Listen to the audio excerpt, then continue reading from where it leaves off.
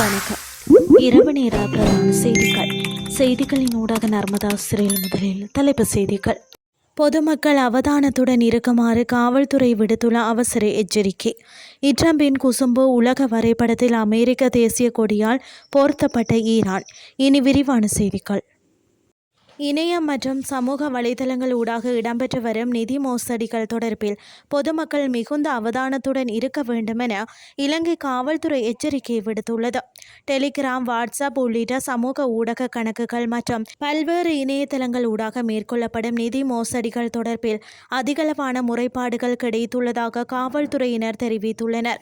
இத்தகைய மோசடிகளில் ஈடுபடுவோரை கைது செய்யும் நோக்கில் நாடளாவிய ரீதியில் உள்ள அனைத்து காவல் நிலையங்களுக்கும் காவல்துறை அதிபரால் விசேட அறிவுறுத்தல்கள் வழங்கப்பட்டுள்ளதாகவும் தெரிவிக்கப்பட்டுள்ளது. மோசடிகள் தொடர்பான தகவல்களை கணினி குற்ற விசாரணை பிரிவின் 0112300756 என்ற தொலைபேசி இலக்கத்தின் ஊடாக அறிவிக்க முடியும் என காவல்துறை தலைமையகம் வெளியிட்டுள்ள அறிக்கையில் குறிப்பிடப்பட்டுள்ளது.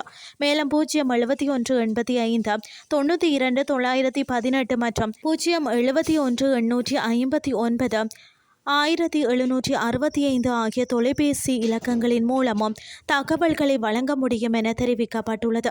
இதனை தவிர குற்றவியல் விசாரணை திணைக்களம் அலுவலகத்துக்கு நேரில் சென்று எழுத்து மூல முறைப்பாடுகளையும் சமர்ப்பிக்க முடியும் என காவல்துறையினர் அறிவித்துள்ளனர். இனி வெளிநாட்டு செய்திகள். உலக வரைபடத்தில் அமெரிக்க தேசிய கொடியால் போர்த்தப்பட்ட ஈரான் நாட்டின் படத்தை அமெரிக்க ஜனாதிபதி டொனால்ட் ட்ரம்ப் வெளியிட்டு பெரும் பரபரப்பை ஏற்படுத்தியுள்ளார்.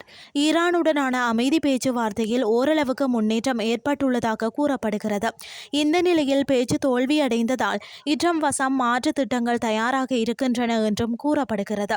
இதனிடையே ஈரானை அமெரிக்கா கைப்பற்றும் முனைப்பில் இருப்பதை தெளிவாக காட்டும் விதத்தில் ட்ரம்ப் தமது ட்ரூத் சோசியல் சமூக வலைதள பதிவில் உலக வரைபடத்தில் அமெரிக்க தேசிய கொடியால் போர்த்தப்பட்ட ஈரான் நாட்டின் படத்தை பதிவிட்டுள்ளதன் மூலம் ஈரானில் அடுத்த கட்டமாக தீவிர தாக்குதல்களை மேற்கொள்ள அமெரிக்க படைகள் ஆயத்தமாகி இருப்பதை ட்ரம்ப் சூசகமாக தெரிவித்துள்ளார் என்று பார்க்கப்படுகிறது.